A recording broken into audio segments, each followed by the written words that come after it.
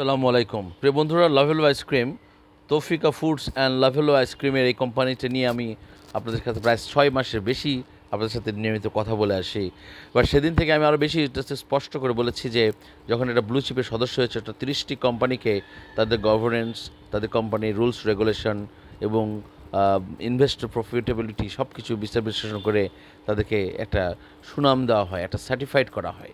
যার সদস্য হয়েছেন, সার্টিফাইড পেয়েছেন লাভেলো আইসক্রিম।